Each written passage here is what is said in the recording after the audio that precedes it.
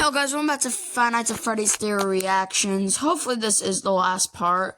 Last time I did the first two parts because you guys wanted me to react to Undeniably Canon FNAF Timelines. Also, I did figure out there was like a version from 3 years ago. It's objective and true. I'm assuming it's probably going to be the same since it has all of the same elements as the first one.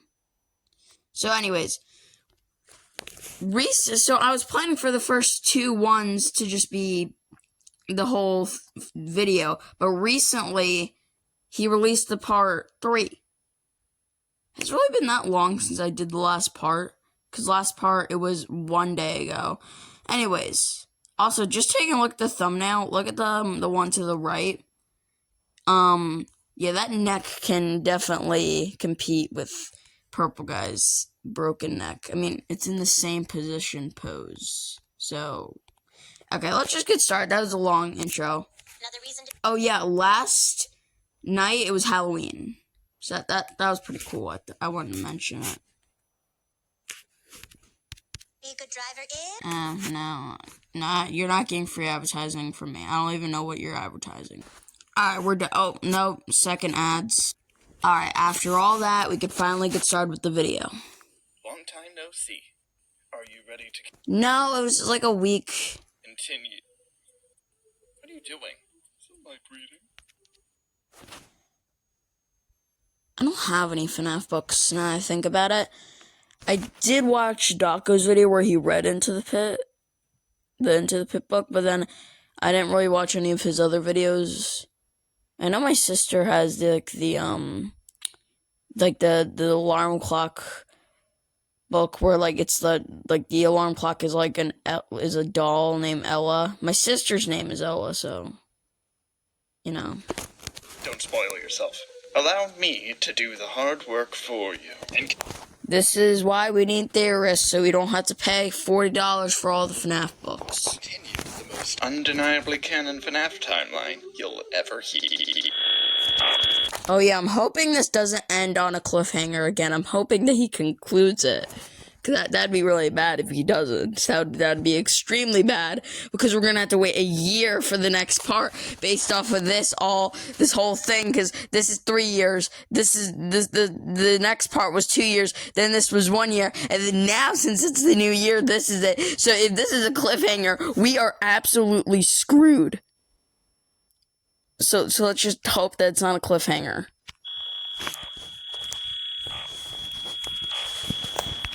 $1985, didn't we just get past 1985? William Afton, after a long day's work and a 5-minute murder spree. What, he's not spring-locked anymore? What happened? What happened? Also, let's count the neck breakage. Seems like we got 1, 2, normal as usual. I think our world record so far was in the photo where where his neck took up 2 pictures. Decided to head back out to the dining area of Freddy Fazbear's Pizza and stand around like nothing happened. However, the entire restaurant was in a panic, as one of the I feel like this is reference to Into the Pit. customers caught sight of Henry doing that blank stare thing again. I thought William was doing the stare. William decided this was the perfect time to finally confront Henry about the $5 he was owed, but out of the corner What is happening? Is this like the good ending? of his eye, he saw a suspicious boy That's obviously Oswald. jump out of the ball pit. William had seen this kid before, socializing with some regulars in recent weeks. He wasn't typically one to speculate what the patrons were up to, but he strongly felt something was up with this boy in particular. So, he decided to traumatize him for kicks and giggles. William lured the child to the safe room and graced him with the sight of all the fresh... None of this happened. I mean, I get Into the Pit just came out, but wasn't the book already out like 4 years ago? stuffed missing children. The kid, being reasonably horrified at this, made a mad dash back to the ball pit as William chased after him. Once he dove back in, though, William decided it wasn't worth the trouble of going any further. That ball pit was not pleasant, so William was just about ready to forfeit the chase, until the ball pit lit up. William realized there was something much more mysterious about this than meets the eye, so he decided to come back to it after making some preparation. Okay, so you just have a time machine now? Well, how do you even transport it? What if you take the balls out? But what if you just take all the balls out? What, you're just gonna jump into a hole? The next morning, he got dressed for a potential vacation. Close your shirt, dude. Wait, neck breaks. Oh, that's really weird seeing it just a straight line. Can we count this as his neck? I don't know. This is why he can't be one. Okay. Seems like, oh, we got 1, 2, 3. Alright. 3 is a little bit more rare now. Usually it's just the 2. Destination. It seems like he's playing it as less of a gag now and more of just like an actual trait of his. Staged a photo shoot to let Henry have a vague idea of where he was, and donned the spring bodysuit before plunging into the... Wait. That might have been a new world record. It's obviously not going to be a new world record, but it'll be like a pretty nice... of going any further. Let's see. That ball pit was not... No, where were we? Alright, you know what, have a forget vague it. idea of where he was, and donned the spring... Alright, let's see. 1. So, I don't know if this diagonal, like, shape counts as a neck breakage. Because, like... If so, like, if his neck is like this, it would be pretty weird for it to go like that randomly, but then again, if his neck was going diagonal, it would end up just in his spleen, so I can only assume, I mean, then again, you might just have a crooked neck, because it wouldn't just keep going, it would stop at the body, so, maybe all these times that I've been counting 2, it's actually been 3. It's 1, 2, 3, not 1, 2. I mean, if we look at the other side, it goes straight up 1, 2. I don't know. Okay, wait, we definitely have to go more back. Oh no, we're getting spoilers. Stop. We're getting spoiled. Oh wait, no, that's just like the little thing. So we would have gotten spoiled anyway, so no one cares. Alright, let's just get to where we were. About this to meet CI, so he decided to come back to it after making some preparations. The next morning, he got dressed for a potential vacation destination, staged a photo shoot to let Henry have a vague idea of where he was, and donned the spring bodysuit before plunging into the pit. Whoa! He said the name of the book! He said the name of the game! He also said the name of the potential movie! Whoa! Oh yeah. Guys, I made a short, YouTube short, like, saying, like, hey guys, guess what I'm being for Halloween? A lot of people thought, a lot of people made a funny joke, they just said random stuff. Someone said I was gasoline, someone said I was a desk, some people said I was, like, a metal pipe or something. A couple of people got it right, like, I think it was 3 people, it was yeah, okay, you know, I should probably actually give them shout-outs, because, they got it right. I mean, you know what, no, anybody could have got that right. I mean... But now that I said it, they're watching this knowing that they were correct, and they'll probably feel bad if they were so close to getting a shout out, but a split second decision from me stopped it. Okay, you know what? Fine. I'll give you all a shout out. Before I show you the comments, I want you to guess what I'm actually being. Guess. It's not what you think.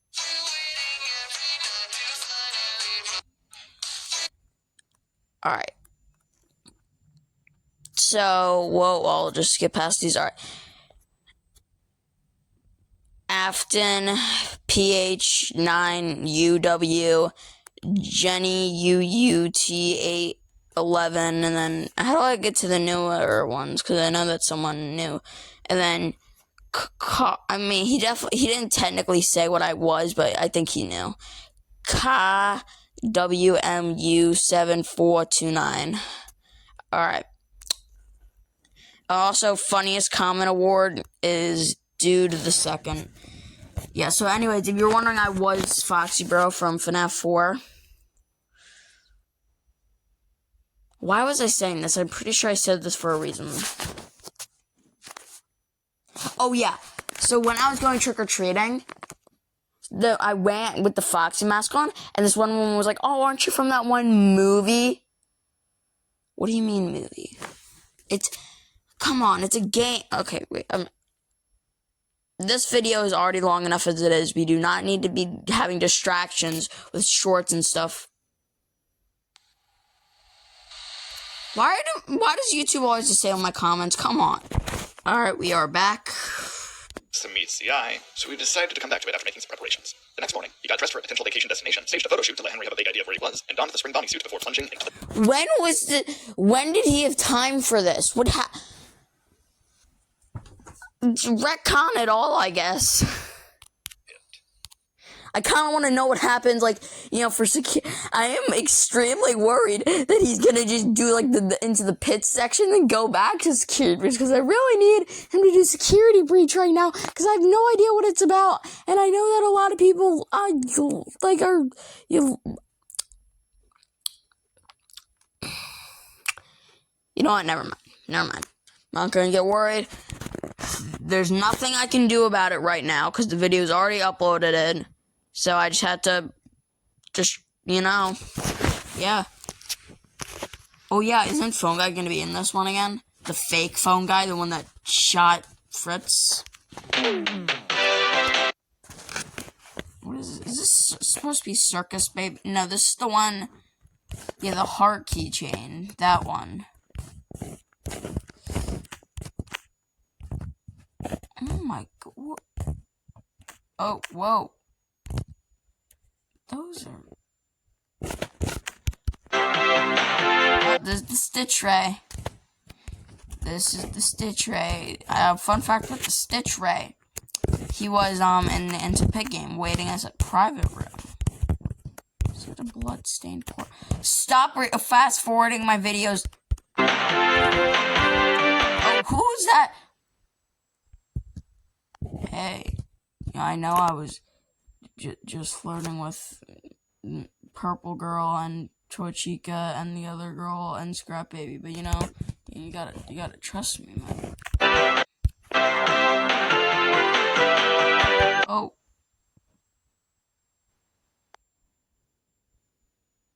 I always have the worst time fast forwarding and hey, I know I was just flirting with Purple Girl and the other girl and Scrap Baby and the white girl, but you gotta trust me, man. No, I can clearly see you're smiling. Yeah. Frost Bear. Whoa! I made a short where I remember the Thick of It song was really popular by KSI. He's in kind of some hot water right now with controversies, but he talked about like being cold a lot, so I made this and was like, yeah, woohoo. And everybody was calling me a Gen Z brain. I obviously know that Frost Bear's newer than the 2-week-old song. Huh? Yeah, you think you're better than everyone else? Guy in the comments? Like, I'm gonna give you an anti-shot. No. And people are gonna spam your channel, and I don't want that for anyone. Anyways.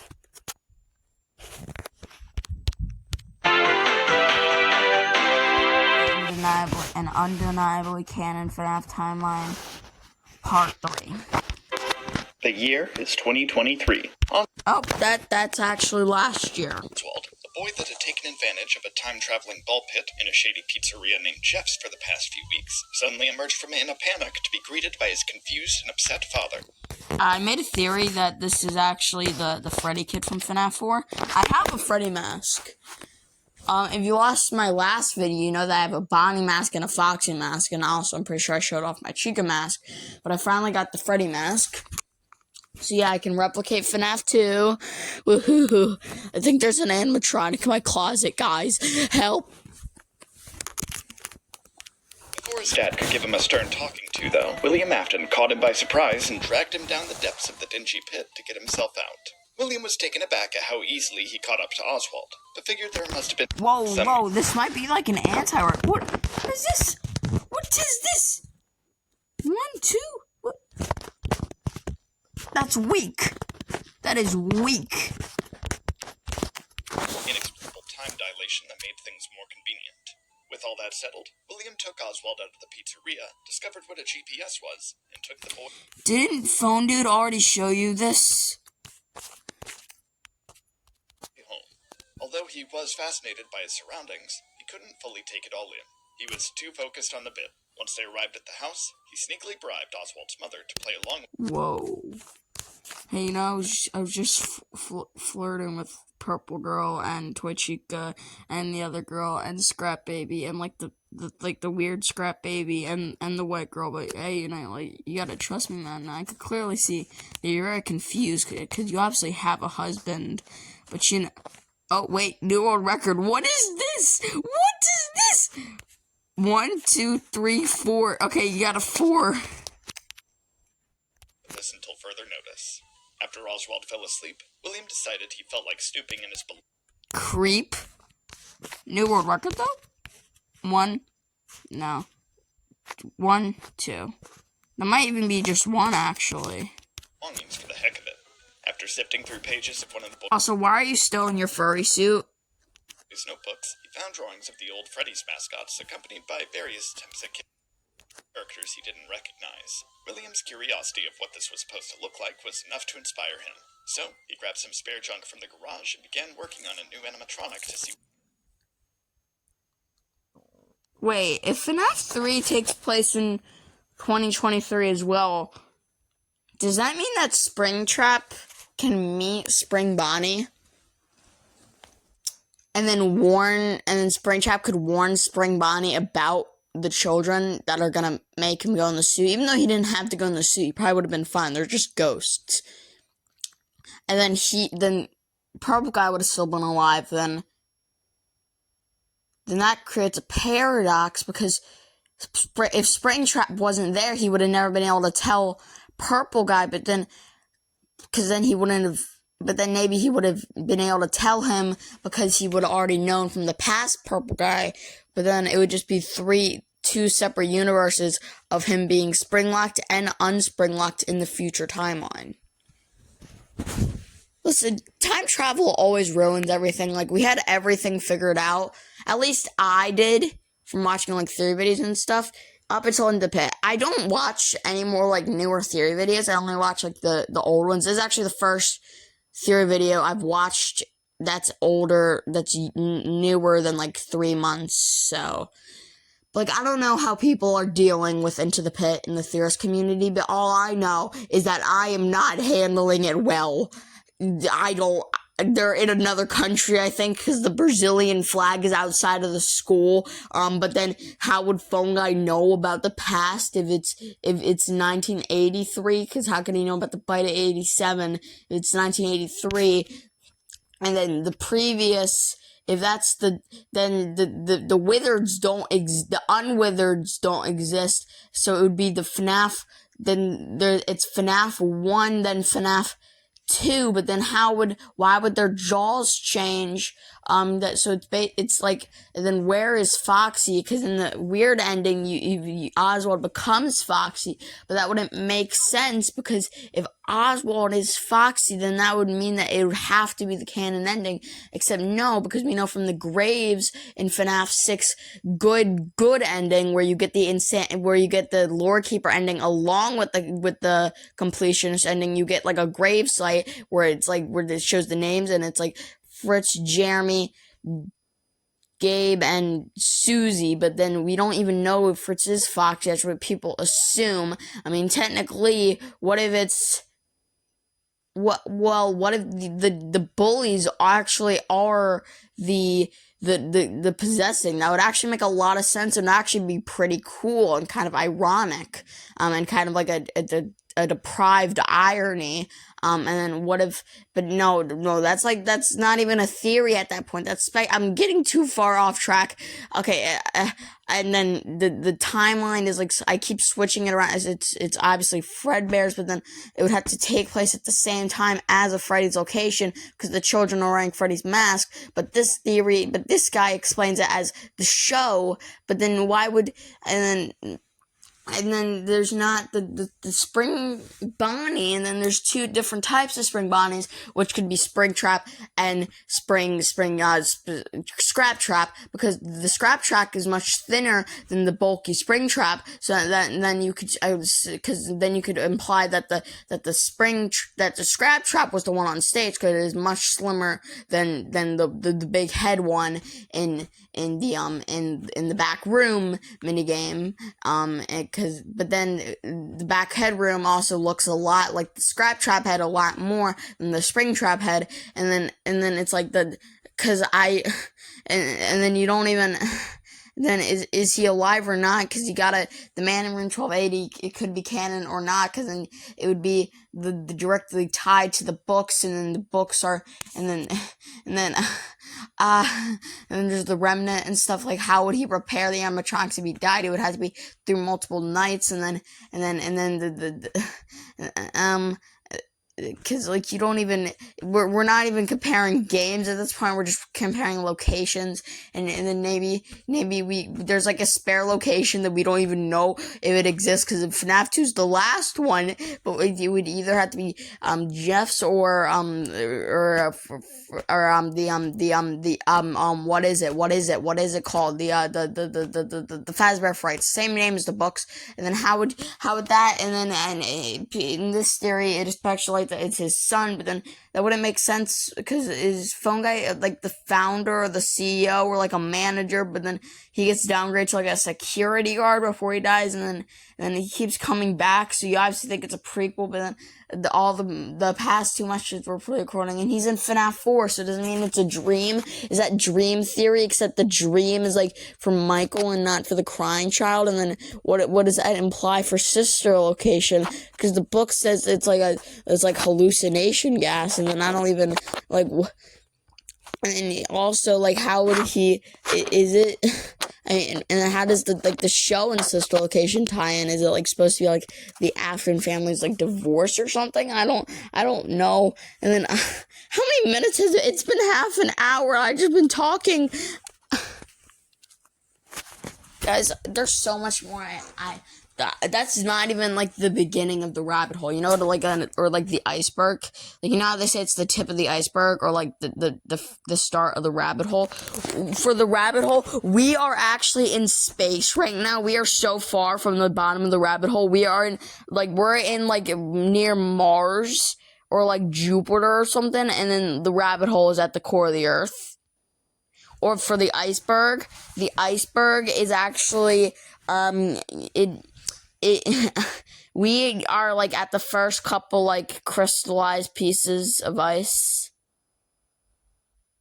you know, like fridge ice, like the crushed ice. We're just kind of scraping it off the top, like a couple grains of sand of rice of ice.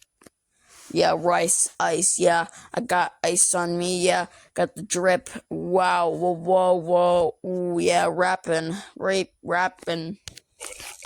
Overnight, William's mess of parts somehow turned into a fully polished masterpiece.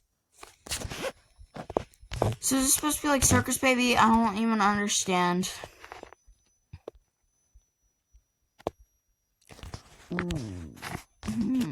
Can that next? However, upon seeing with his. Whoa! Stop! I found the perfect scent that you need for lathering on your body. Native sandalwood and shea butter body wash and 72-hour odor protection deodorant combo. The deodorant isn't sticky and feels dry while applying, while the body wash leaves your skin. However, upon seeing. Okay, let's see this. 1, 2. That's barely than his. Ooh, wait, this actually might. Stop it! Please! Be 1, 2. Alright, and also he appears to not have anything connecting his neck. It created nothing but a conventionally attractive female character. Those are like the size of not even like bowling. Those are like actual. Like, those are watermelons. Actual watermelons. William immediately lost interest, so he threw her in the trash before I'm confused if this is supposed to be Circus Baby or not. going to sleep. The next day, Oswald decided to rescue his father before it was too late. Although William tried his best to stop the boy, Oswald managed to knock him back. William, disoriented. Wouldn't this knock out the spring locks? Oh no, he still has the tape. Clumsily stumbled into a net and hung himself before Oswald and his dad safely Yeah, it definitely wasn't that simple in the books or the games. escaped. Fortunately, poor structural integrity came to the suffocating William's rescue. The ball pit's net snapped, launched William down and out the ball pit, and he skyrocketed back into the Freddy's parking lot in 1985 as if nothing happened. Meanwhile, in 2023, local entrepreneur Michael Afton finally organized all of his plans for the revival of Fazbear. Ooh, wait, that neck might be worse than Williams. 1, 2, 3.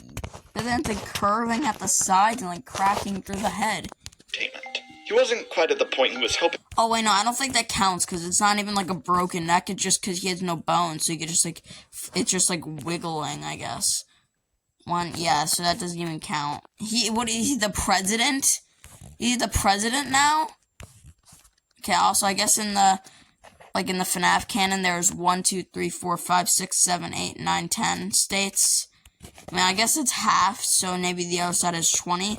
But then there's also 1, 2, 3 colonies, but I guess it's under a table, so I guess there's 4. Though, thanks to Hurricane City Council catching that all of his documents showing their approval for different projects had forged signatures. Normally, they'd let this kind of thing slide, but they all had unanimous beef with Freddy's, and seemingly had a means to shut Michael's plans down. Upon the discovery of training tapes at the wreckage of its most recent disaster, it was made apparent that the company was meant to be finished off for good. Knowing his good looks couldn't get him out of this one. Yeah, no, you're a corpse. So, yeah, you kiss your good looks goodbye. You are a walking corpse. You're probably gonna start rotting soon. I'm not even sure how you're still walking. Michael thought of a more practical solution to this problem, so he quickly tampered with the tapes while nobody was looking. Pardon me, but if you wouldn't mind rewatching this tape, I do believe you'll find yourselves to be mistaken about the state of the company. There is need for you to return to work next week, as Fazbear Entertainment is a corporate entity. The city council's hands were tied What? by this indisputable evidence, and they begrudgingly allowed Michael to continue his business ventures, as long as he didn't immediately build a giant building over half the town. So, with that, Michael decided to buy out Jeff's pizzeria. You just crushed him with a bag of gold? What?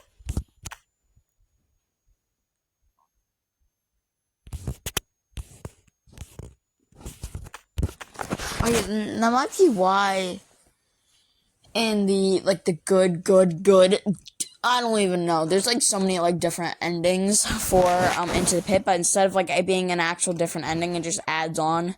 Like, it's like I think it's the good ending where, like, you just hang out at Jeff's, but except for it being Jeff there, he has, like, actual employees now.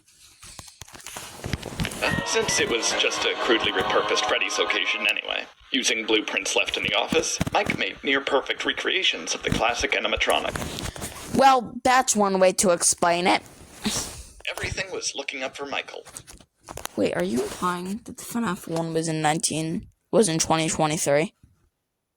I get that it could be in the past, but in the future now, minimum wage isn't that. And his efforts rewarded him with massive success. Hearing the cacophony of customers at Freddy's every day made Michael They keep coming back! confident in the pizzeria, and now he wanted to pursue a more personal project. After scouting out local scientists, he kidnapped Phineas Taggart to assist him in a new product for Fazbear. Yeah, you know, honestly, Michael seems like the hero in the game, so honestly, everybody associated with this at all is just a very bad person. Even Henry is. Entertainment. Michael described his vision to Taggart, a marvelous substance that could violently clone What is happening to your hands? and replace anyone Whoa. Wait, no, I'm not even gonna count, because you don't count, because you don't have bones. touched. When questioned why he wanted to create such a thing, Michael simply brushed it off as necessary trauma, much like what he had to go through to become a successful entrepreneur. Okay, but why do we need to make Fazgoo specifically? It will build character.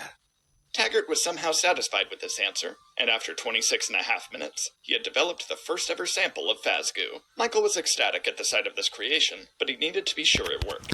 What even is Fazgoo? I feel like it's like a meme in the FNAF community, but what is Fazgoo? I'm sure he'll explain it. Before he could dismiss Taggart, though, the scientist begged him for payment. Mike did not want to give actual money to this guy, so he just tossed him a robot dog and kicked him out. If you play it into the pit, you would know that he's gonna die. It's gonna chase him and then just start mauling him to death. Meanwhile, the rejected animatronic from William Afton's vacation had been hauled to the dump. After a while, a stray soul discovered it and decided to call it home. Yeah, Purple Guy's doing that much that there's just stray souls in the air. They're just everywhere. There's just stray souls just hanging out. He ran out of animatronics to stuff them into. This turned out to be William's ex-wife, Eleanor Schmidt, who had been Well, this time it's not cheating if I... No. kicked out of Molten Freddy during Henry Emily's final blaze of glory. The children inhabiting the animatronic mass voted that Eleanor didn't deserve to move on with them, so they quickly ejected her so she'd be stuck in this plane of existence indefinitely. After recollecting herself after all this time spent sitting in the backseat of Ennard, she gathered that this animatronic had no discernible characterization prior to her possession. So, having the full jurisdiction to present as any name she pleased, she decided to just go by Eleanor. While adjusting to her new body, Eleanor realized that her dress had a feature she only thought was possible in her wildest dreams. It had pockets. She needed to make use of these immediately, so she quickly looked around the junkyard for something worthy to put inside them. Her eyes were drawn to a pile of strange discs within the trunk of an old car, so Eleanor went ahead and grabbed them. Upon taking them, however, the sound waves these discs emitted granted her with cosmic power beyond her human understanding. Eleanor, realizing she could do anything she desired, immediately teleported to her old accounting firm expecting to get right back to work. Her old boss was bewildered at the sight of her again and grimly told her she was laid off and replaced 38 years prior. She did not take this news well. Filled with sudden rage, Eleanor killed her former boss and was quickly enamored by the power his agony fueled her with. She became obsessed with feeding on more of this, so she started plotting what to do next. Now holding a grudge against basically any businessman at this point, she targeted every major corporation she could think of and obliterated all of the people in charge of them. Now filled with triple the infinite power she had already, Eleanor was ready to claim victory as the greatest. When did this ever happen in the lore? When did this ever happen? I mean, I know I didn't read the books, but, like, I have a feeling, and I haven't heard anything about FNAF VR2, I have a feeling that this did it ever happen, because I feel like I would have heard it at least once from Game Theory, when we were watching those videos. Evil the world has ever known. To her surprise, though, basically everyone on Earth that was subjected to these corporations was happy about their immediate quality of life boost, and Eleanor was hailed as a benevolent revolutionary, siphoning the agony right out of her with their collective joy. Becoming the hero of the working class was not what Eleanor had in mind. Although she kind of enjoyed the respect, that didn't do anything for her newfound hunger, and she needed to...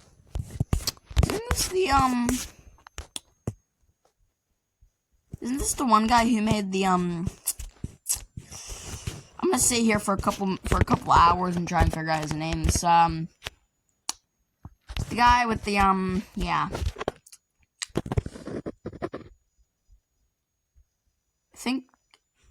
I think it might be, yeah. But then I might be... Wait, now... I was gonna say I might be mixing up with the snail guy from the one YouTube channel that says, oh yeah. But now I forgot that YouTube channel, and now it's gonna bug me, and I have to figure that out. I feel like it's... the first thing that comes to mind is One-Up Pear for some reason. I think it's something with pear, not royal pear. Obviously not. It's,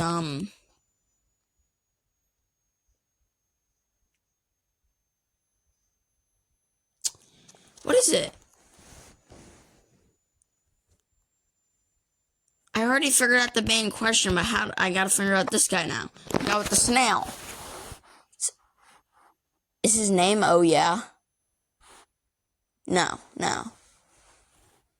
Because this one's name is Oh Yeah. But what's the guy with the snail's name? Like the pink... I could probably look up one of his videos, because this is gonna bug me the entire time. I have to, guys. I have to do this. No, I need to figure this out myself.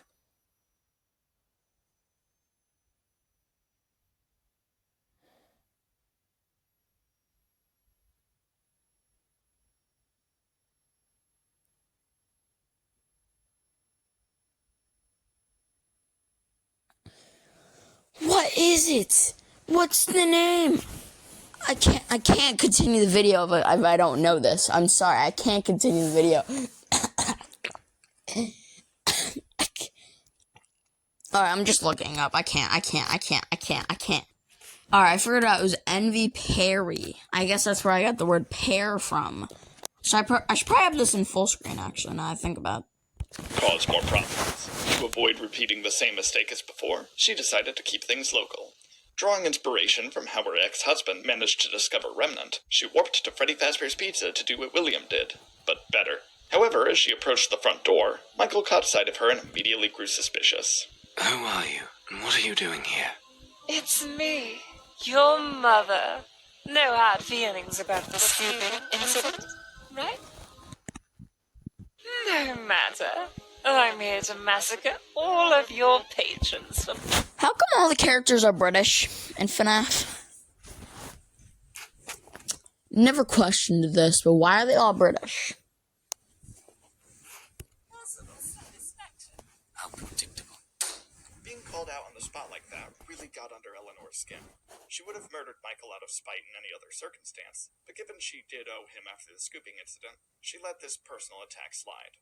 Eleanor needed to prove Mike wrong, though, so she decided to pull asinine stunts nobody would ever think to do. After that, an unlucky child just so happened to pass by Eleanor's line of sight, and Eleanor decided this kid was the perfect first victim to truly test her power. A child named Sarah was minding her own business as Eleanor followed her closely. As Sarah approached the suspiciously plot-relevant dump, Eleanor warped to the trunk she found before for the girl to notice her.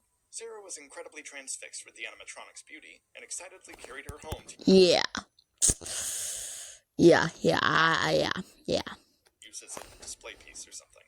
At night, Eleanor figured this would be the perfect time to activate and begin her plan. She promised Sarah that she could make her wildest dream come true, to be beautiful. Sarah, not understanding that she was... Okay, so I think the last two were like more focused on the game, so I think we're getting into the books now. I was really excited to see like the VR games, like Security Breach, wait, no, that'd spoil it all for me. Should I be watching this? Like, sure, the first two parts, I already finished the games, but should I be watching this if I haven't read any books? Or I just saw, like, a text message, like, little line flash by, but I didn't get to read it. How was your PTO day? Alright, we're back. I mean, yeah, should I be watching this, though? What was that? Election day is coming up. Find out how and where to vote? Well, I know what I'm voting for. I'm voting for Michael Lifton as the President of the United States. Sarah, not understanding that she was perfectly fine the way she was, immediately agreed to this proposal. However, Eleanor told her she needed to forever wear her pendant for this to work. Over the next several days, Sarah was completely transformed. She became much more popular, much more confident in her looks, and much more paranoid that something would go wrong. And go wrong something did. With just one slip on a comically placed banana peel, Eleanor's pendant flew right off of Sarah's neck. To Sarah's terror, Eleanor was actually replacing her body with chunks of scrap metal, and the pendant was all that kept her hollow metallic membrane together. Sarah desperately ran back home to try and beg for Eleanor's help, to which the animatronic welcomed her by shifting into a look-alike of the girl's original body. Had she survived, Sarah may have gleaned some sort of moral from this whole ordeal, but unfortunately she had completely fallen apart into a miserable pile of scraps. Eleanor retrieved her pendant, now charged with terrible agony once again. With this boost in power, she was ready to take on the entire population of Hurricane in increasingly strange and specific ways.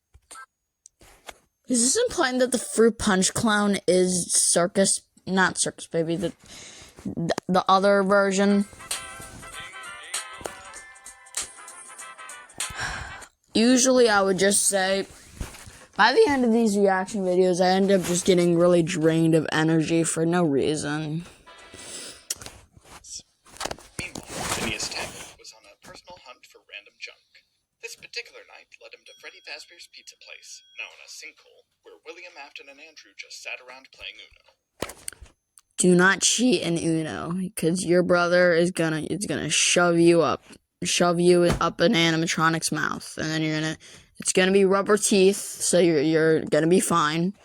Then you're gonna tell him that you're gonna do the job again, which doesn't mean anything. That's a very confusing set of words. But then one of his friends is gonna smack you with a metal chair like WWE. You're gonna fall into a coma, and then you're gonna die, but you're actually gonna just fuse with your brother, and then you're gonna make him whiter or something, and then it's all of a sudden you're gonna actually he's gonna go to a restaurant, not a restaurant, a rental place, and then he's gonna get his insides taken out by a giant spoon, and then some animatronics are gonna climb inside of the hole, and they're going to control him up until he starts to rot, to which they're going to eject themselves, and he's actually gonna become a walking corpse, and he's gonna start up a business that killed you. Yeah, so yeah. Andrew's anger at William had settled quite a bit. All he had to do was scream into some trash, and soon enough he hadn't a clue why he was mad in the first place. Unfortunately, the trespassing Taggart wound up interrupting their game and slammed his robot dog onto Andrew's spirit, tethering his remnant to the toy's battery. William looked up at the man in mild distress. To avoid being tackled, tased, or anything else, he hastily got up and followed the man wherever he was going. On that note, Taggart arrived at his lab with his new trinkets, an Andrew-infested fetch, and William after him. Taggart didn't initially plan on anything special for the junk he was collecting, but finding a stray soul in an animatronic zombie truly motivated him to try and do something spectacular with it all. To his amusement, said zombie was absolutely hideous, and Taggart just had to make William's unsightliness known. It's a peanut. There's two types of FNAF fans: those who call Scrap Trap Jimmy Neutron, or those who call Scrap Trap a peanut. Oh, please. I couldn't look that bad.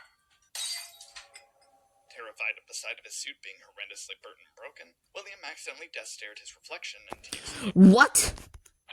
Taggart, delighted by the sudden haunted gunk all over his treasure, It's in your eye. decided to take advantage of this and mash them all together into a new creation. What is happening? This new animatronic not only merged the souls of William and Is that how you fuse Fazgoo? Andrew into one body, it also introduced a third spirit into the mix. This was a child named Jake, whose death shockingly had nothing to do with Afton or Freddy's. With his good temperament compared to the other two, he got to win the animatronic, while William and Andrew were stuck being backseat drivers. Taggart was delighted at his living Stitch Wraith, but his joy was short-lived as William convinced Jake to slap the mad scientist. As it turned out, Afton's presence within the animatronic killed Phineas Taggart on the spot. Oh, well, that's not very good. Jake was absolutely Also, isn't the scientist character was never introduced in a game ever? horrified about this. So, I've never read a book in the FNAF series, so this is all, like, new to me, so. But Andrew wasn't particularly bothered about it. After surveying the damage, they deduced that they should just wait for someone else to handle it.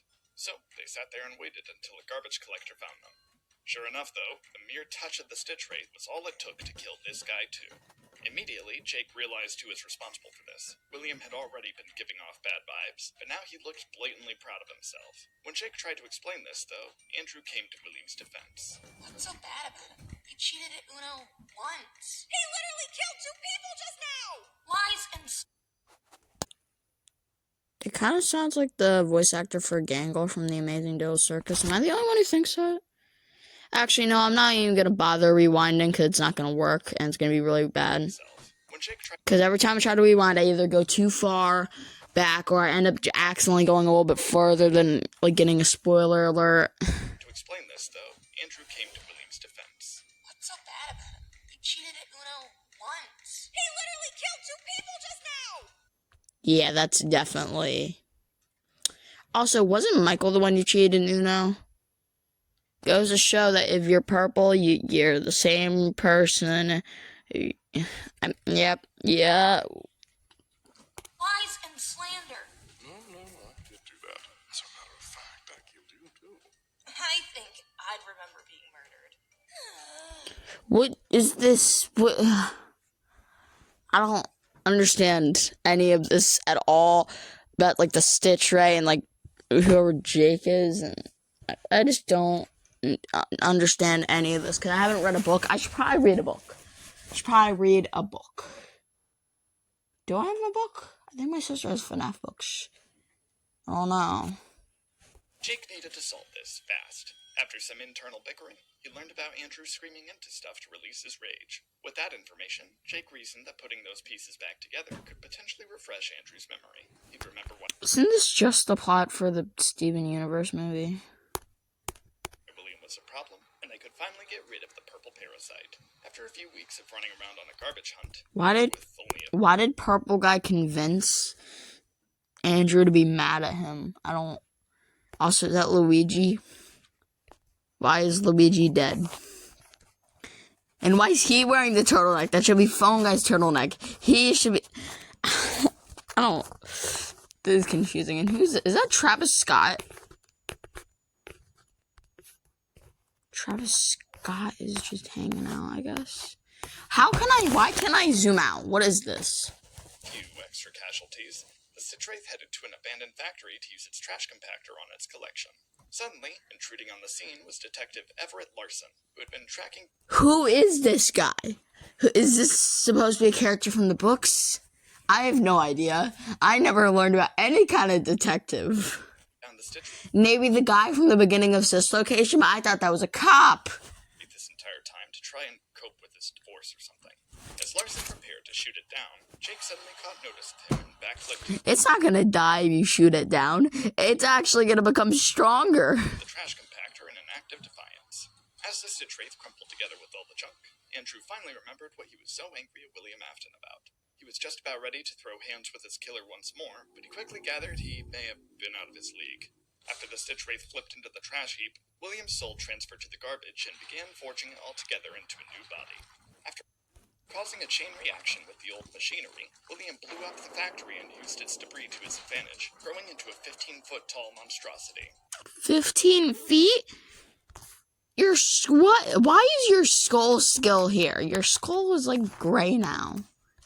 And you have barely... Is this supposed to be... Wait, then where does... If this is the newest version, then how would the burn trap come into play? Is burn trap 15 feet? Is that what you're saying?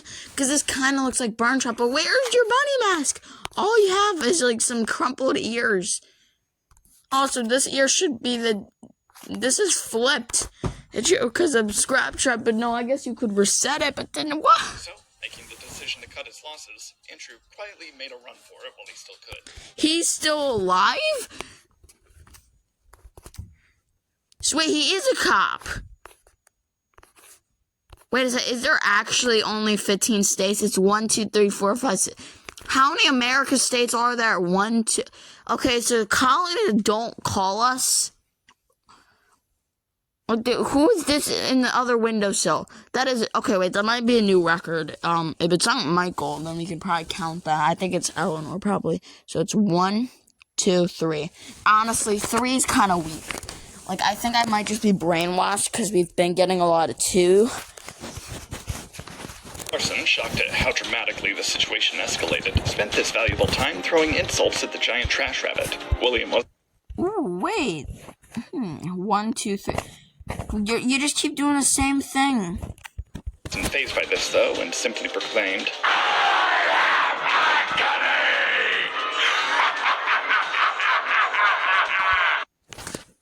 So let's just ignore the demonic screaming. Is that a smaller hand on his hand?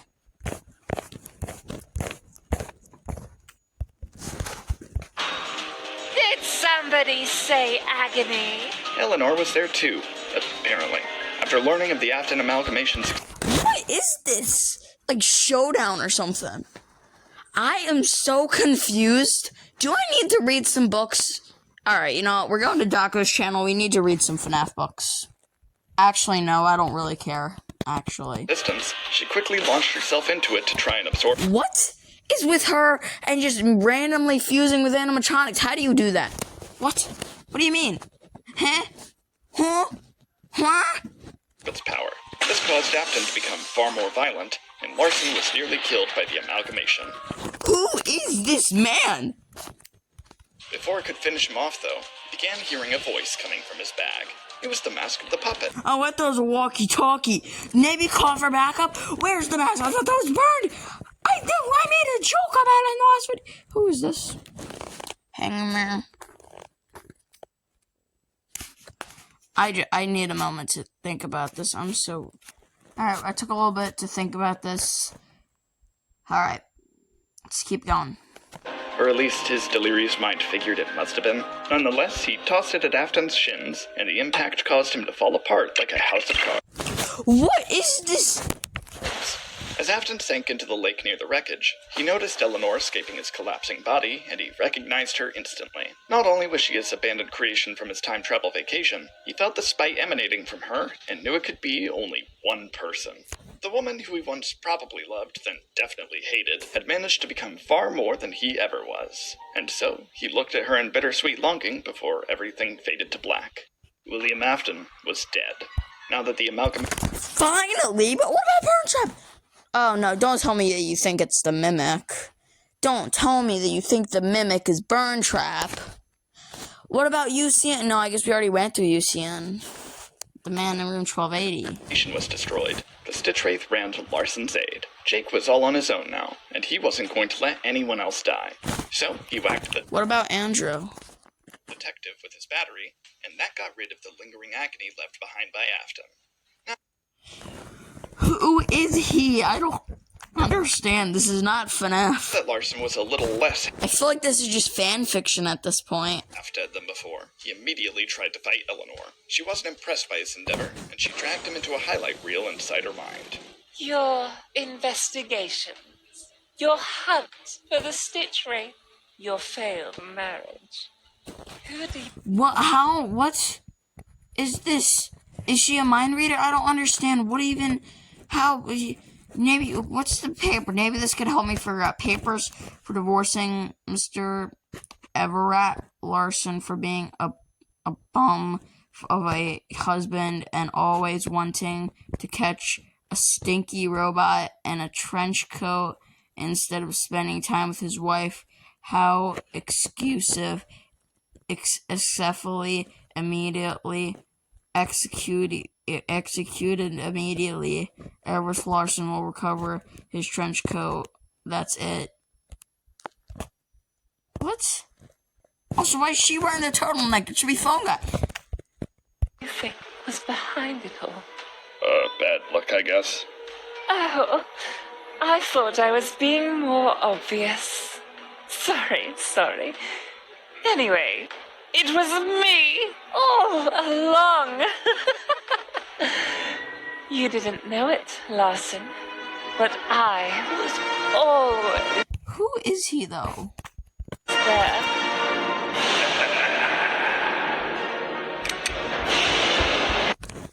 I don't... Because of the time machine?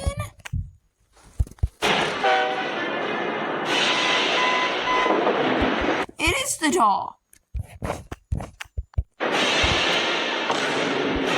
The cat from earlier, I was going to say something about how it was probably going to matter. She was the divorce lawyer? Why is she said? You were the one who replied. And why are you wearing the turtleneck? It should be phone guy. And who is this man?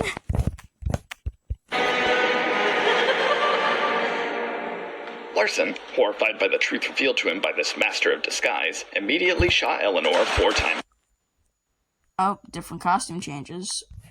Oh,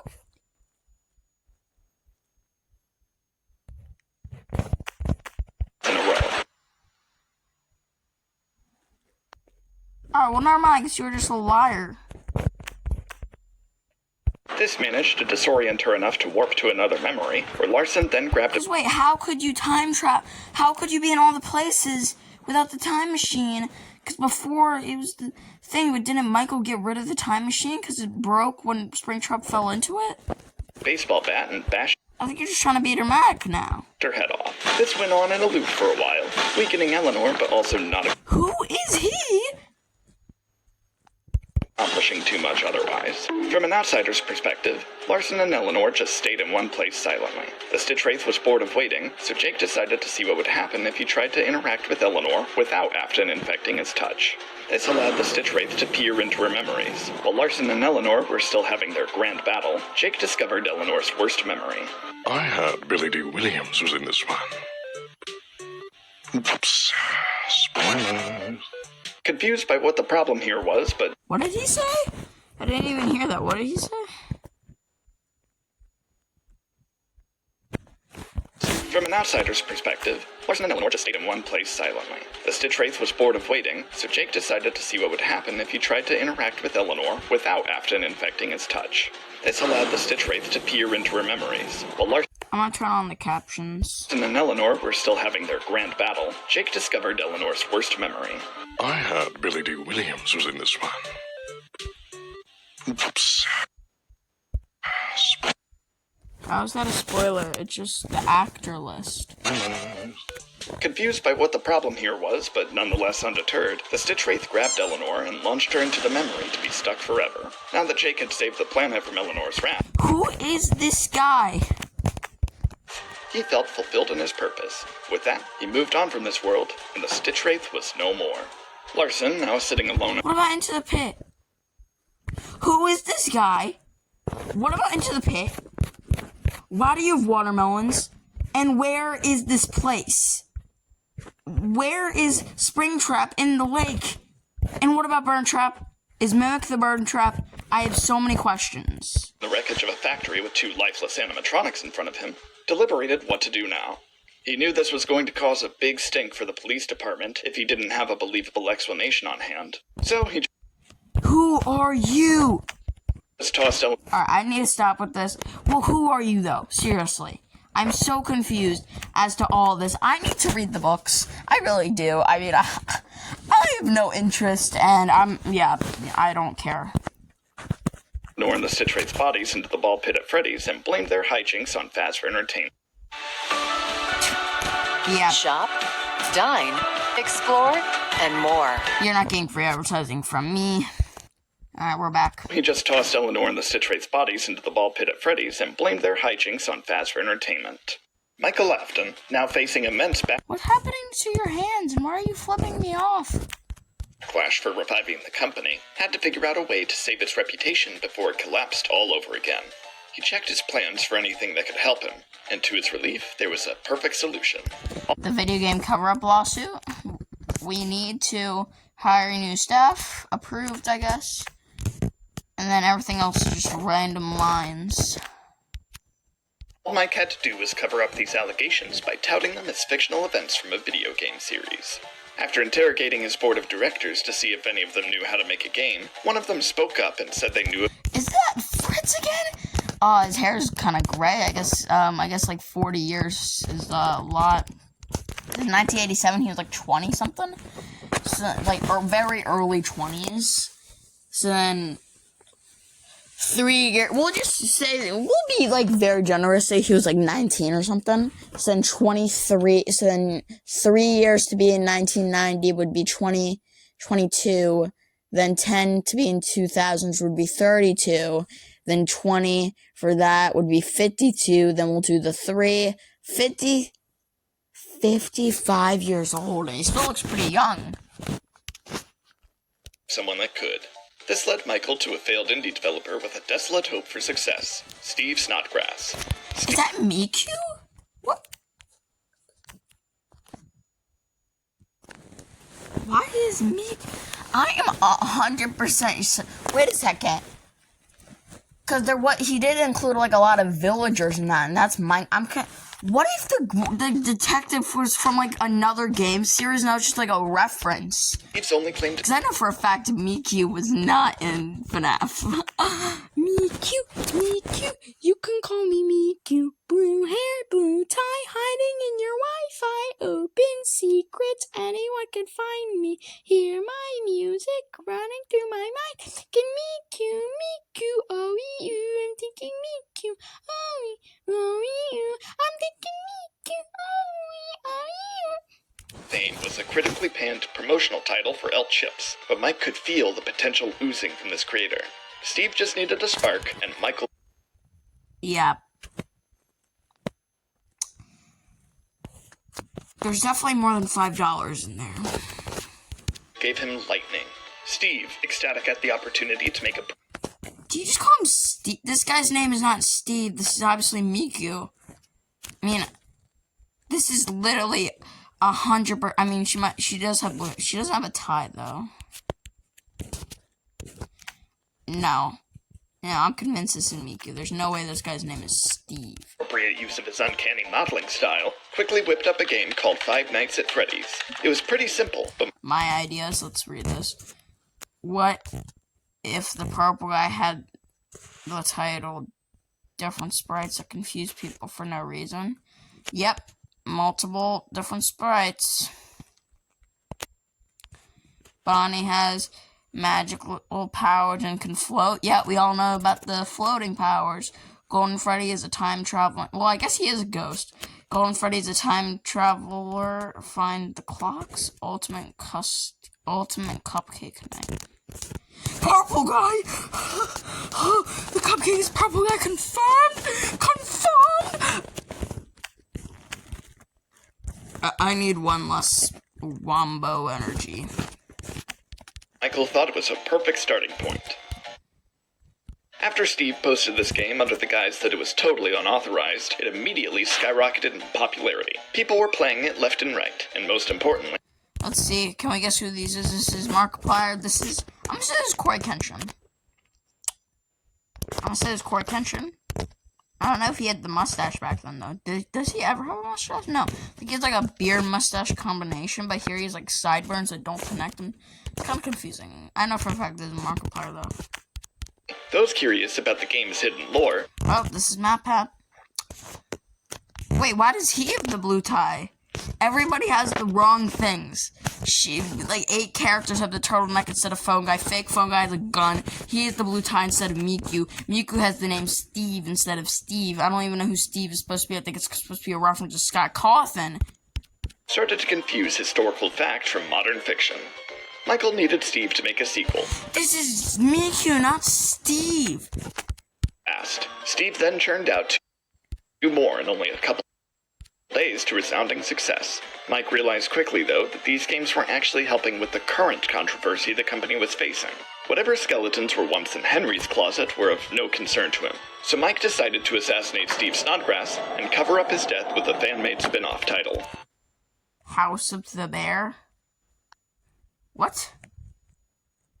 C for...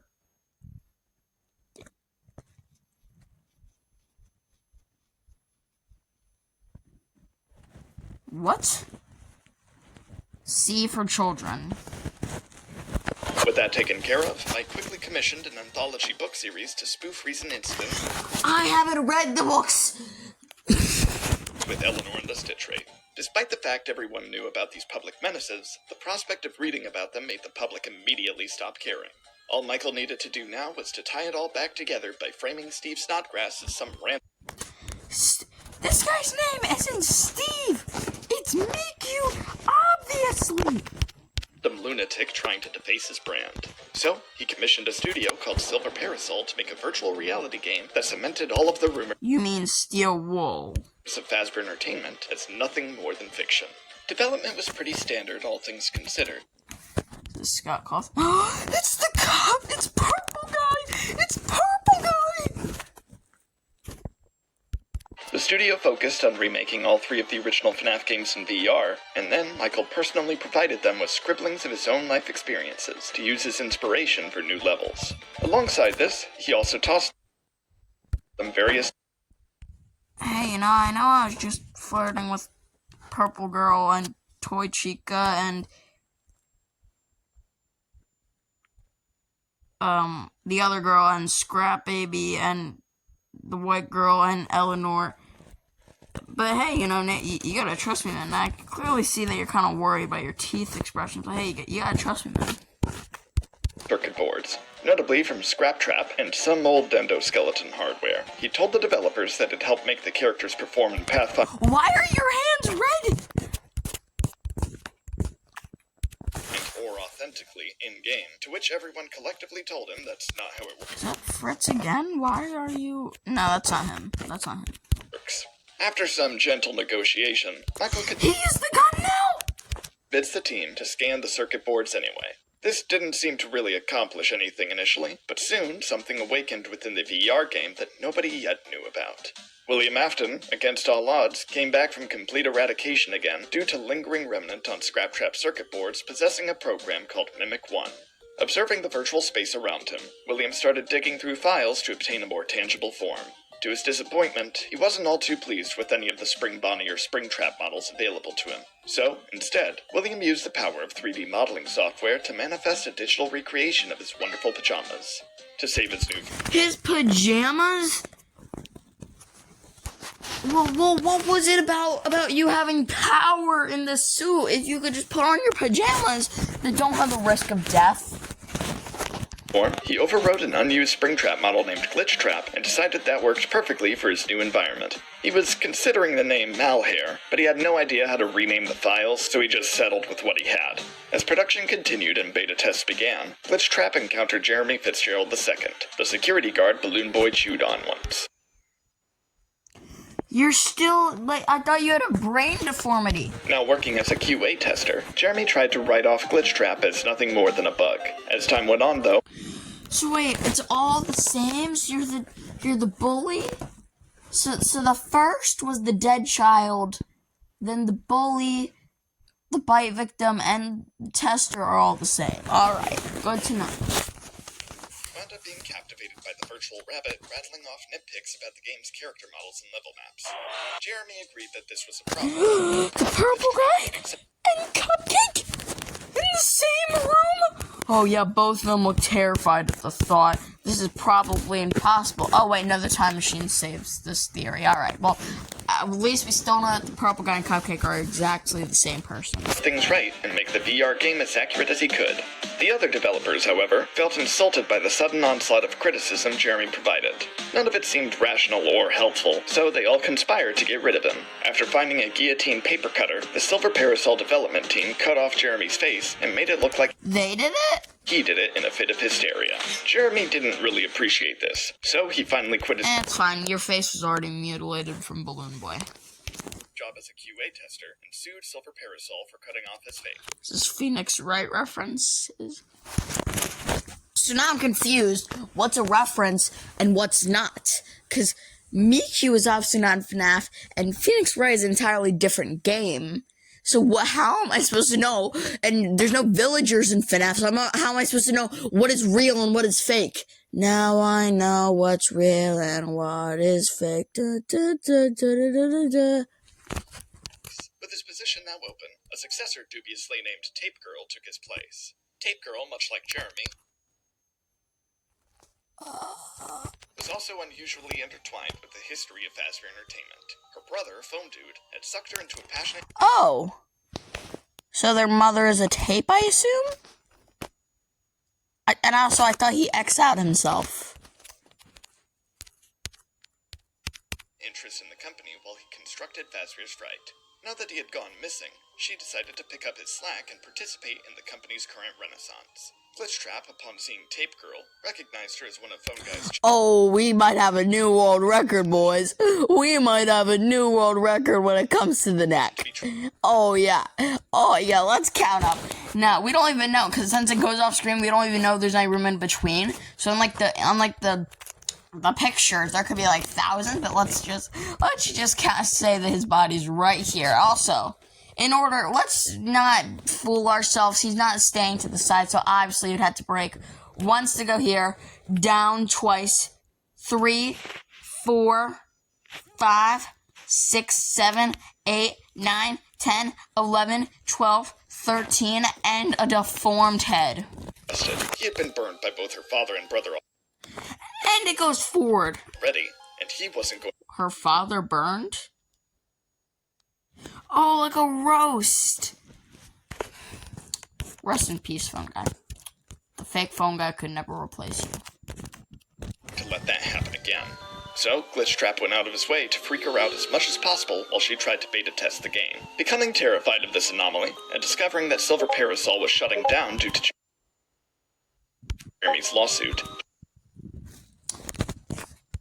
Hey, I know I was just flirting with Purple Girl and Toy Chica and the other girl and Scrap Baby and Eleanor and the white woman, but hey, and the other girl, but hey, you know, you gotta trust me, man. She hastily began to record audio logs documenting Glitchtrap's And you clearly are frowning, but like, you know, you gotta trust me. presence and other details that could help whatever QA tester replaced her. As she continued attempting to delete the anomaly from the game, Glitchtrap devised a plan to attach himself to her virtual tapes in order to prevent her from killing him. By the time she figured this out, it was too late. So she hid the audio files across the game as well as she could before development was switched over. Glitchtrap wasn't going to let Tape Girl go that easy though, so on her last day on the job, he created a brand new level meant just for her. As Tape Girl followed his bunny trail, she soon realized that he was the one responsible for the murders that plagued Freddy's all along. Feeling more and more tangled within the virtual reality, Tape Girl soon found herself trapped within the suit of Freddy Fazbear as Glitchtrap celebrated her digital demise. Now that Silver Parasol was no longer developing the Fazbear virtual experience, Michael wiped all known traces of the company and its employees from existence. Well, when everything goes wrong, just nuke your company. I guess the government doesn't want to erase any more people. The replacement studio was run directly by Fazbear Entertainment, and they sent out some help wanted ads to get fresh beta testers. Soon enough, a new hire caught wind of the job opportunity and applied as soon as possible. This applicant was a passionate Hey, I know I was just flirting with, Purple Girl and Toy Chica and the other girl, and the mom from Into the Pit, and the Tape Girl, but hey, you know, you gotta trust me, you clearly seem pretty happy about this. Oh, wait, well, okay, well, never mind, I guess. A new hire caught wind of the job opportunity and applied as soon as possible. This references are in this newspaper. Jamie Jr. goes missing. I can't read that. I'm dyslexic. The Fazbear Screamer, Toy Freddy True Cause of Death Murder, 395248. Mr. Burton cancel to Mr. Timberin? was a passionate Five Nights at Freddy's fan named Vanessa Shelley. Vanessa was extremely excited to get the chance to test a brand new FNAF game. Oh, it was Vanessa. She wasn't confident that the new studio would uphold. The Mimic is just chilling in there reading like Mario or something? Game development for nummies. I'm assuming it's dummies, but his fingers. The franchise's integrity from the Snodgrass trilogy, but she chose to be optimistic. After putting on the headset for the first time, Vanessa excitedly combed through the entire game with almost nothing but enthusiasm.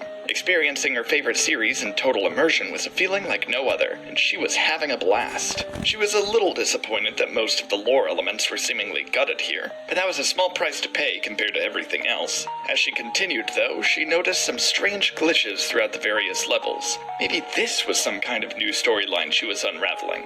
After discovering a hidden area within the game, Vanessa was able to piece together Tape Girl's recordings and discover the truth. To her horror, this wasn't just new lore, this was real.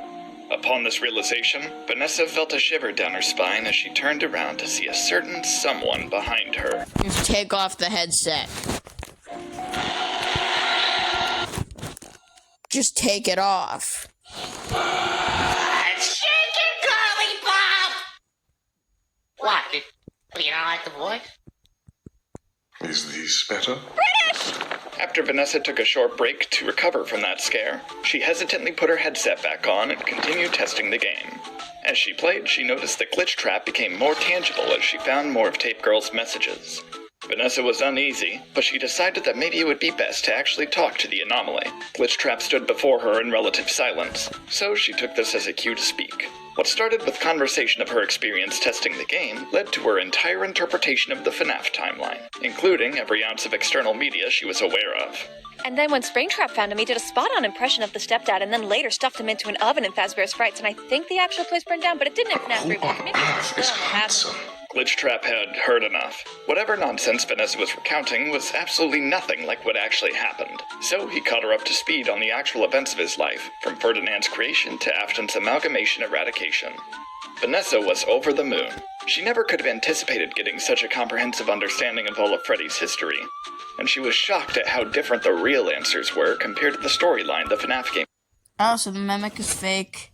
but the fake bear is real. Was portrayed. At this point, she decided she wanted to help Glitchtrap somehow escape the game. So, like any rational person, Vanessa decided to let Glitchtrap merge with her mind. Removing her headset, Vanessa now saw William by her side in the real world. Hey, sup, man?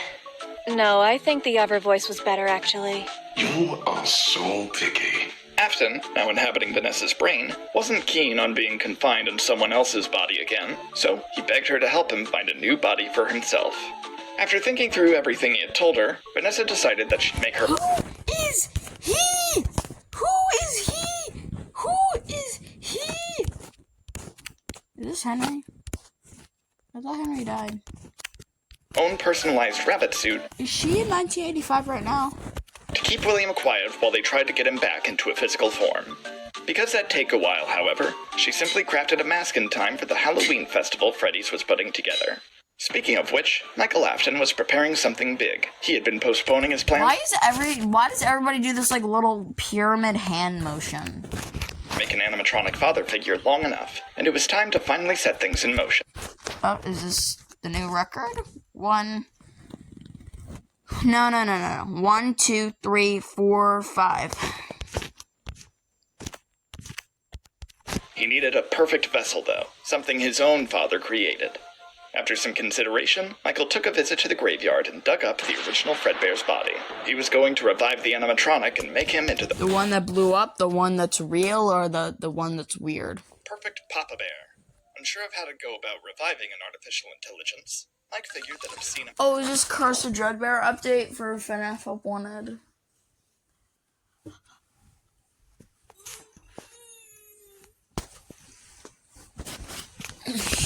amounts of electricity would do the trick. So he crudely stitched Fredbear back together and ran some tests to try and bring him back to life. And it was a success. Michael had let time slip right past him, though. The Fazbear Fall Fest was only in a few days, and he had yet to make the perfect attraction for it. All at once, it dawned on him that he could present the revived animatronic as Dreadbear until he could fix him up properly. Sure enough, this worked perfectly, and at long last, Fredbear was the star of the show for the first time in decades. While attending the festival, Vanessa ruminated on her recent life choices. As she half-heartedly participated in the various attractions, William finally learned that Michael was behind all of this. For the first time in his unnaturally prolonged existence, he finally felt somewhat proud of his son.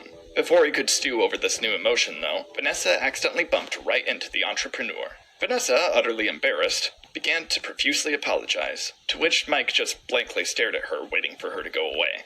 This led to Vanessa rambling once more about her obsession with his company, only this time she had all of William's knowledge at her disposal. The Lore Keeper ending. Michael, initially uninterested, was taken aback by Vanessa's inexplicable understanding of Fazbear Entertainment's history. After evaluating whether or not to dispose of her, he determined she may be useful. How did you get his gun? Oh, wait, purple guy's in there, so you can't shoot her. And gave her a new job with special attention. Vanessa was now part of a security team for a new project Mike was working on, the Fazbear Fun Time Service. This was a special delivery Again? service where Fazbear Entertainment— Oh, Game Theory thought that this was like the wife that was doing the AR thing, not some random girl fused with William Afton / glitch trap / scrap trap / trash trap / burn trap / the cupcake / phone guy / spring trap / swing Bonnie splash Bonnie / golden Bonnie / Vincent / William / purple guy / orange man / mustard man / splash the power manager / the owner of Freddy's / the owner of Circus Baby's Entertainment Rentals / the owner of Circus Baby's Pizza World / the creator of the Circus Animatronics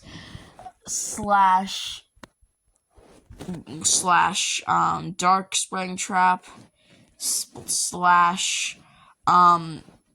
the one that controls the animatronics / every single animatronic ever / every single person in FNAF ever / the cupcake / the golden cupcake / the shadow cupcake / the villain of the series slash the main character of the series, slash the main antagonist of the series, slash the main villain of the series, slash the one that always comes back. Alright. I think that's all of his names. Replicas of some of the most iconic characters from the business's legacy and rented them out for criminally high prices.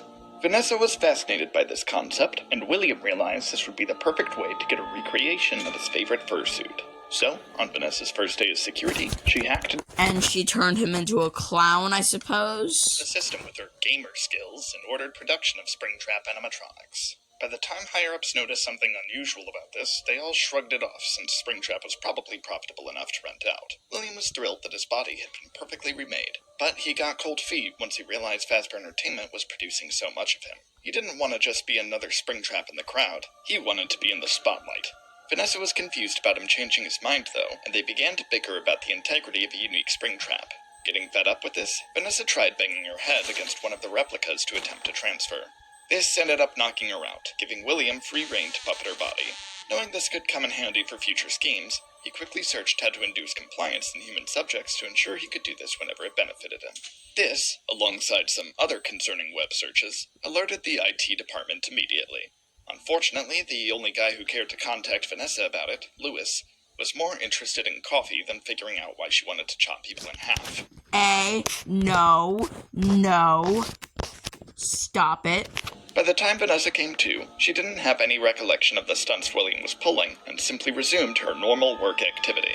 Anytime William took control again, though, Lewis would shoot another email wondering why Vanessa wasn't taking the hint.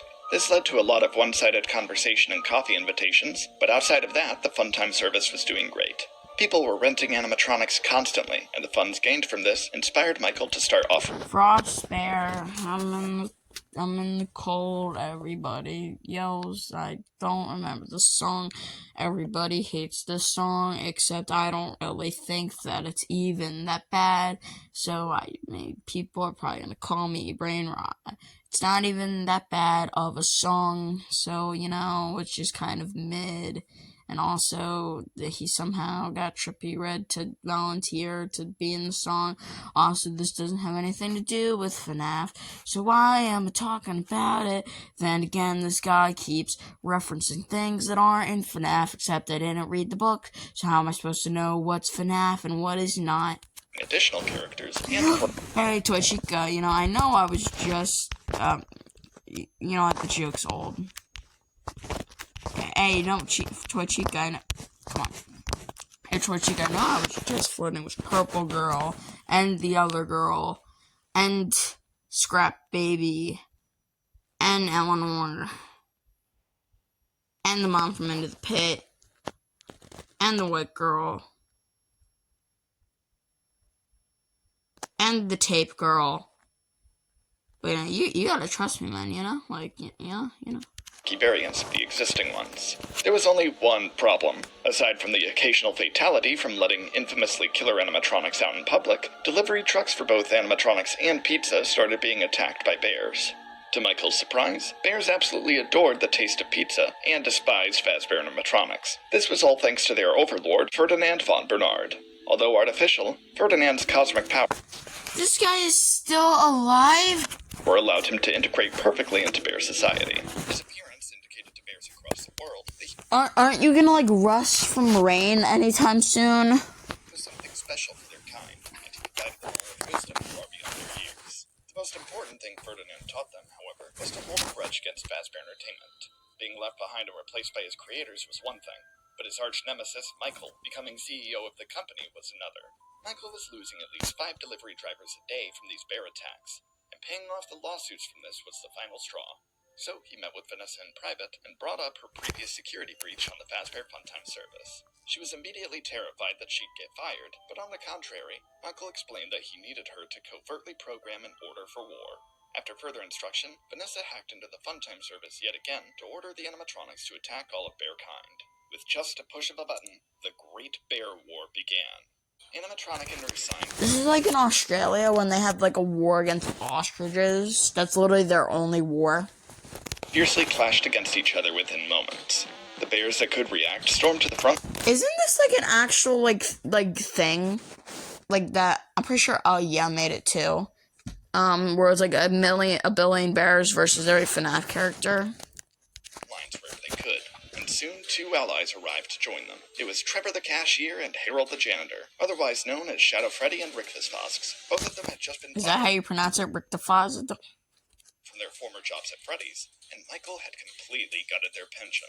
Rick Fosks tortured one patron for cheating at Pack and Pal, and that managed to cross the line, apparently. Shadow Freddy didn't want to work at Freddy's without his partner, so Mike fired him too just so he couldn't formally quit. With nothing to lose, Shadow Freddy and Rick Fosks tried to assist the war effort to rebel against. I don't think his name should be Rick the Foz, because doesn't it start with an X, and Rick starts with an R? Michael. Sadly, as Shadow Freddy attempted to conga line a troop of bears to victory, America! Yeah, launch another missile. Because the government doesn't want to keep getting rid of people, so I'll call fake phone guy to give me his gun. America! Yeah, and I'll get diabetes from chocolate because we're all obese in America. America! Yeah! Wow, Americans! I know, like, I'm pretty sure, like, 4% of my audience is from Great Britain, and then the other 2% is from the Philippines. Never been to the Philippines. Never been to anywhere outside of America, actually. America. I heard the portion sizes for food is really small in other countries. America. America. America. Yeah, America launching our missile. Where, yeah, red, white, blue. The beautiful 10 states of America. And our president is rotting corpse, apparently, I think.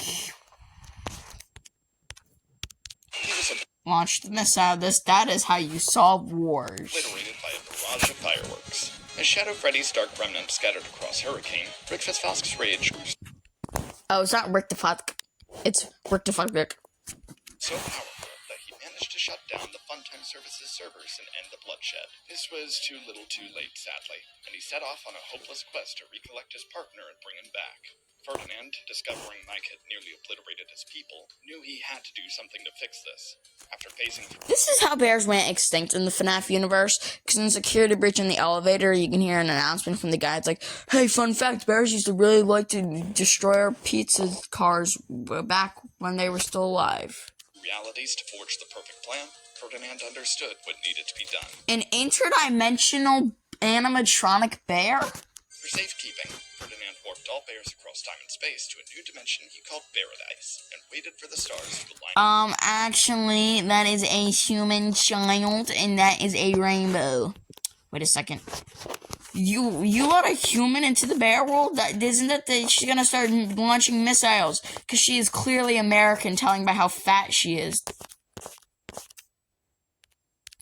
I bet you she has a missile button right in her pockets. She's like probably has 8 of them. They're gonna come out of that missile silo right there. Yeah. Wait, isn't this literally just a missile sticking out the top of the school or whatever?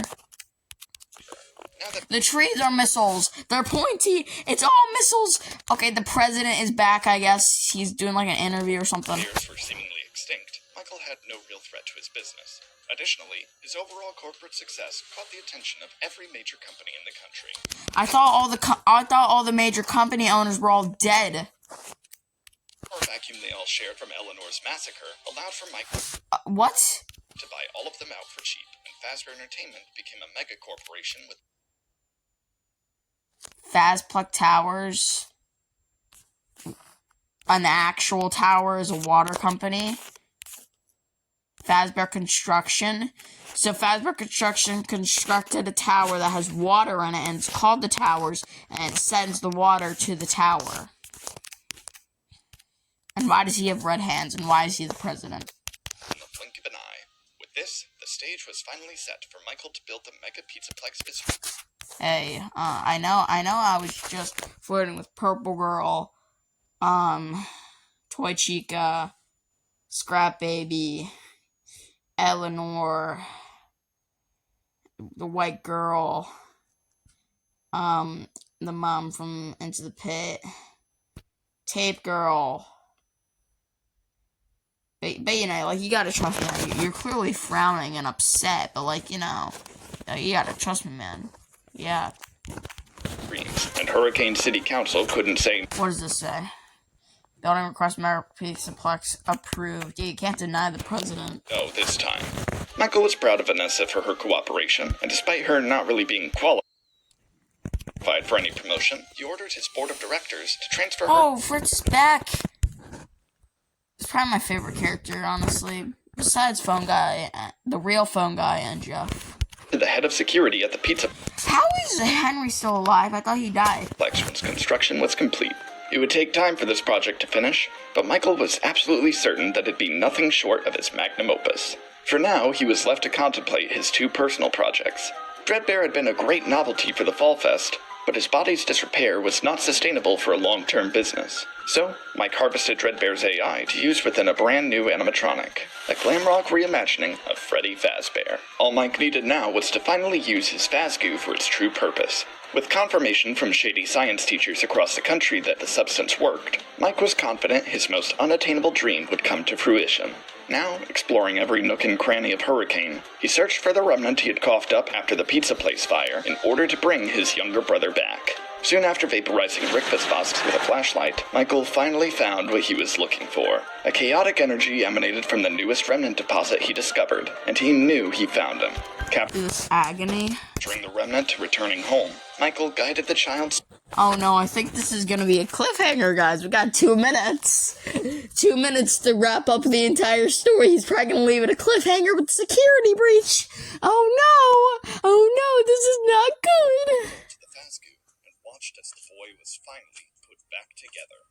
Now that his brother actually existed again, the fog lifted. After all this time, Michael could finally remember the child's name. Gregory Afton. What? Muppet was right all along, even though this is also a fan video, so it technically doesn't prove anything. Honestly, it's probably a joke, because what am I up to? I'm going insane because of a FNAF video. Don't let this be a cliff. Alright. No, you can't leave me with that. You can't leave me with that, man. Come on. Nice for now. The finale's rolling in much faster than this one, and I've got to be prepared. Alright. Okay, maybe we'll only have to wait a couple weeks. Maybe just a couple weeks. Just a couple weeks, man. Come on. Wait, finale? Is security breach the end? Yep, nothing else. No secret up my sleeve. It all ends with... you'll see. Catch you next time. Okay, well now we're gonna have to wait a year, guys. Wow. Is it gonna say the end? Why is my screen acting up? I can't. It's the blob. It's the blob.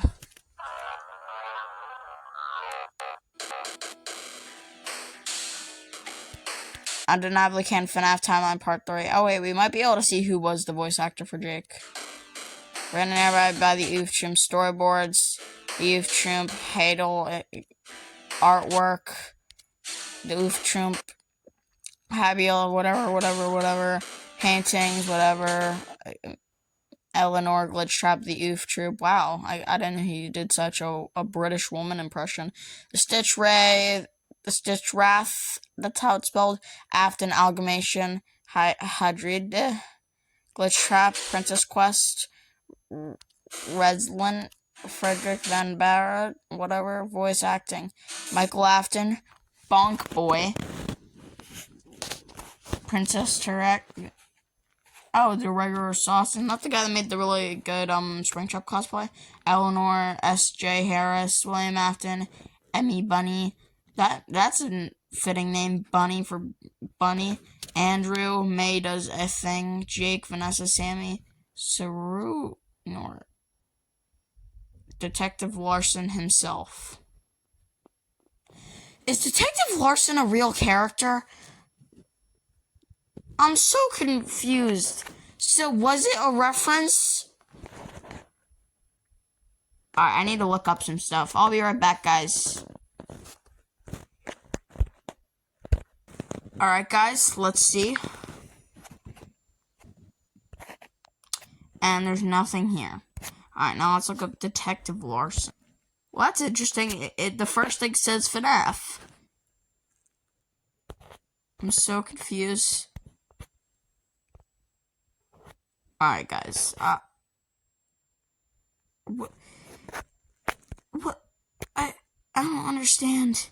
Alright, guys, I'll see you in the next one. Goodbye.